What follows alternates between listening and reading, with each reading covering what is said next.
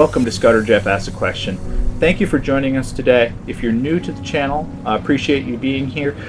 We go through a lot of cool scouting related stuff, and today is going to be a real special one. We're starting off a series on compass and map work.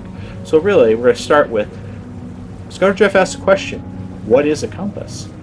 Now, a compass honestly feels like an old school tool that you would use before you had one of these things, right?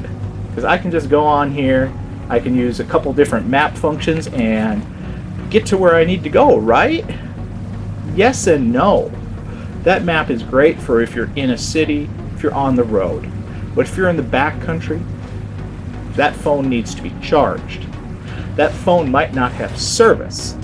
And that's where a compass that doesn't have a battery and will work everywhere is just so important to have.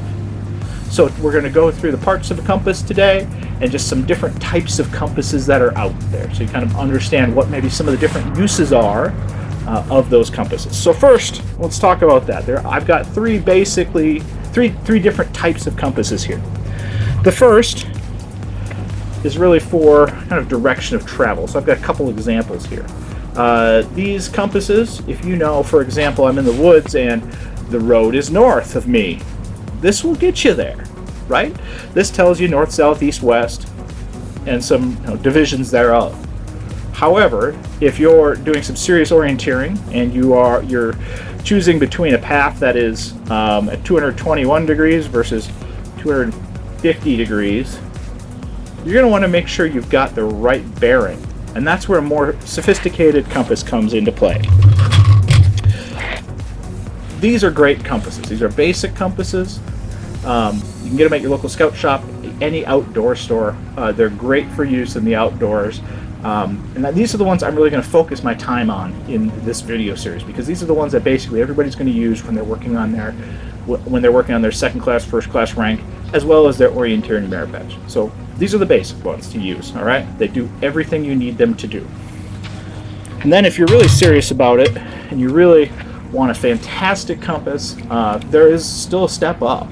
This one's got a mirror in it. This one adjusts for magnetic declination. Yes, those are two real words, and I'll get to those in a later video. But it's just a super compass that I would take backpacking in the backcountry. Just make sure I know exactly where I'm going. It's super easy to use, but it's a little more challenging for a beginner to learn how to use.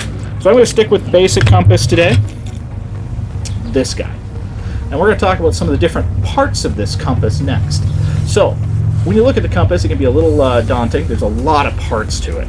Okay, so first of all, this plastic part that it sits on is just called the base plate. Okay, pretty self-explanatory. On it, there's a rotating dial. And this one, not sure if you can see it, but inside and here, there are orienting lines that help you orient a map or find a direction of travel. There is a fixed line, right, a little easier to see on this compass right here, where you're reading your bearings. That's your bearing line, right down the middle, okay? That does not move, but that red box on the inside of this compass does move. We're going to call that the shed. That orienting box is when we're trying to orient north, which I'll show you in another video. That box is super important. And then the last main piece is really the magnet itself. In this compass, red points north and white points south. So when I'm using it, I always want to make sure it's flat in my hand. Otherwise, it can get some bad interference. Or if you've got metal nearby, you don't want to do it next to a watch or a smartphone or something, because that metal in there will cause interference with the compass. So this is the first video on how to use a compass. Those are just some parts of it, some different types of compasses that you can use. Stick with us. We'll go through some more.